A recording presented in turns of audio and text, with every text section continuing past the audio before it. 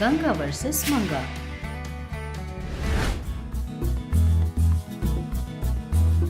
एक गांव में रामू रहता था। रामू एक बहुत अच्छा आदमी था। रामू जंगल में लकड़ी काटकर गांव में बेचता था, जिससे उसे कुछ रुपए मिलते थे। वह अपने परिवार को चला रहा था। रामू की एक ही बेटी थी, पूजा। पूजा की माँ की मृत्यु हो चुकी थी, इसीलिए रामू ही पूजा के सारे काम करता था और अपनी बेटी पूजा का खूब अच्छे से ख्याल भी रखता था। एक दिन रामू जब जंगल में लकड़ी काटने के लिए जाने वाला था। पिताजी। बोलो बेटी। पिताजी, आज मेरे लिए नए कपड़े खरीदोगे क्या? हाँ, जरूर खरीद लूंगा। तुम घर में ही रहकर खेलो, कहीं बाहर मत जाना। ठीक है पिताजी। रामू लकड़ियां काटने जंगल की ओर चलने लगता है। रास्ते में एक चाय की दुकान के पास रामू का दोस्त सोमू रामू को देखकर पूछता है, क्यों रामू, लकड़ियां काटने जा रहे हो? बगल में बैठा शिवा कहता है, हाँ, लकड़ी लाकर तुम्हें उसमें डालकर जला दो तो इस गांव की मुश्किलें दूर हो जाएगी। सोमू शिवा की बात सुनकर गुस्से से देखने लगता है। तुम मुझे ऐसे क्यों देख रहे हो? मैंने तो कुछ ऐसा वैसा नहीं कहा। क्या तुमने कुछ नहीं कहा? मैंने कुछ नहीं कहा। तो फिर मुझे ऐसा क्यों लगा जैसे तुमने कुछ कहा हो? अगर पाप भर जाते हैं अब ऐसे ही सुनाई देने लगता है। देखो फिर से, तुम्हें लग रहा होगा कि तुम मन में सोच रहे हो, पर तुम ये सब ऊपर बोल रहे हो। मेरी मन की बातें आपको सुनाई दे रही है। मुझे माफ कर दीजिए, मुझे पता नहीं था। ठीक है, ठीक है। उतने में रामू कहता है, जी हाँ, ठीक है। जाते वक्त कुछ लकड़ी या घर में दे देना। ठीक है साहब। लकड़ी तो डाल देगा वो, पर क्या तुम लोग पैसे दोगे उन लकड़ियों के? रामू चुपचाप वहां से जंगल में लकड़ियां काटने चला जाता है। रामू जंगल से लकड़ियां काटकर उन्हें दुकान में बेचकर पैसे ले लेता है। उन पैसों से वो इस दिन के लिए सब्जियां और चावल खरीदकर घर की ओर चल देता है। जैसे ही पूजा अपने पिता को घर के पास देखती है, पिताजी वापस आ गए? पूजा दौड़ते हुए आकर अपने पिता रामू को जोर से पकड़ लेती है। रामू को सुबह की पूरी बात याद आ जाती है। रामू की आंखों में आंसू आ जाते हैं और वो अपनी बेटी पूजा की ओर देखते हुए कहता है, मुझे माफ कर दो बेटी, मैं तुम्हारे लिए आज भी कपड़े नहीं ला सकता। कोई बात नहीं पिताजी, कल ले लेंगे।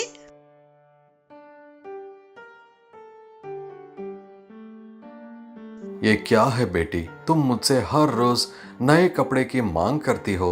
शाम को जब मैं कपड़े लाना भूल जाता हूँ तब तुम कहती हो कोई बात नहीं, कल ले लेंगे। ऐसा क्यों बोलती हो? रामू की बातें सुनकर मैं जानती हूँ कि आपका इस दुनिया में मेरे सिवा कोई नहीं है। आप जो कुछ भी करोगे हम दोनों के लिए ही करोगे।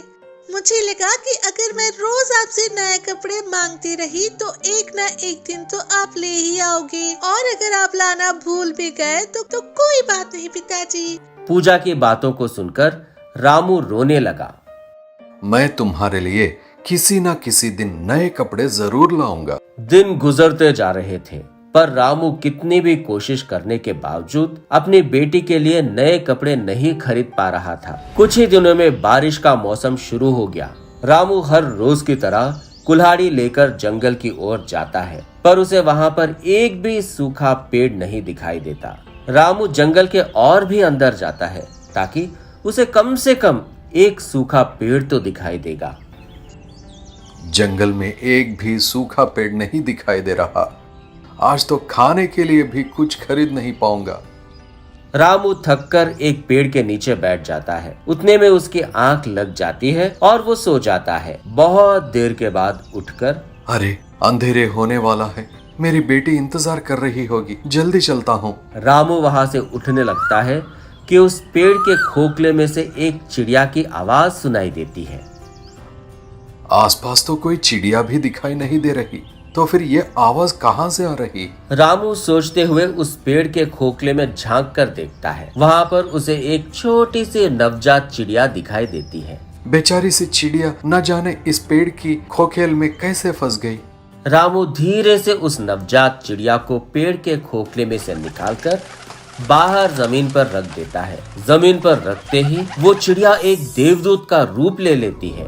रामू आश्चर्य से उस देवदूत की ओर देखते रह जाता है। ना जाने कितने सालों से मैं इस पेड़ की खोखले में फंसी हुई हूँ। तुमने आज मुझे इस श्राप से मुक्ति दिलाई है।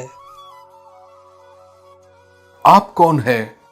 मैं एक देवदूत हूँ। एक ऋषि के श्राप के कारण मैं इस पेड़ की खोखले में फंस गया था। इतने सालों से कोई भी इस तरफ नहीं आया।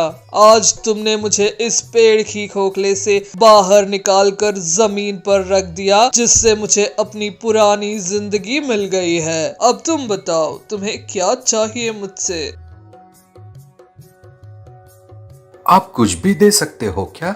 हाँ, कुछ भी। मेरी बेटी के लिए एक जोड़े ने कपड़े दे दीजिए आप। हा हा हा हा, बस इतना ही। ये लो। देवदूत रामू को कपड़े देता है। इतने सालों के बाद मैं अपनी बेटी की इच्छा पूरी कर रहा हूँ। इन कपड़ों से तुम सिर्फ अपनी बेटी की इच्छा ही नहीं, अपनी भी सारी मुश्किलें दूर कर सकते हो। तुम्हारी बेटी इन कपड़ों को पहनकर जिन जिन वस्तुओं को छुएगी वो सब सोने का बन जाएगा। देवदूत वहां से गायब हो जाता है। कुछ देर के बाद रामू भी वहां से गायब होकर अपने घर में प्रत्यक्ष होता है। क्या यह सब सपना था? अगर यह सब सपना होता तो मेरे पास ये नए कपड़े नहीं होते।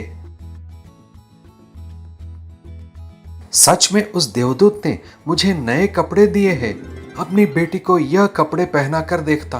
अभी इन कपड़ों की क्या जरूरत है? पहले तुम जाकर इन कपड़ों को पहन कर आओ। पूजा को कमरे में भेज देता है। कपड़े बदलकर आने के बाद बेटी पूजा, जरा एक बार इस ग्लास को पकड़ो तो। पूजा के ग्लास को पकड़ते हैं। वो ग्लास सोने का बन गया, जिसे देखकर दोनों बाप बेटी हैरान हो गए। एक बार इस पत्थर को पकड़ो तो। पूजा अपने पिता की बात सुनकर उस छोटे से पत्थर को पकड़ लेती है। पूजा का छूते ही वह पत्थर हीरे का हो जाता है। उस देवदूत ने सब सच ही कहा था। उसने मेरे सारे कष्ट दूर कर दिए हैं। ये सब देखकर रामू बहुत खुश हो जाता है और अपनी बेटी पूजा को गले से लगा लेता है। धीरे धीरे उस परिवार के कष्ट दूर हो गए। अब रामू पूजा को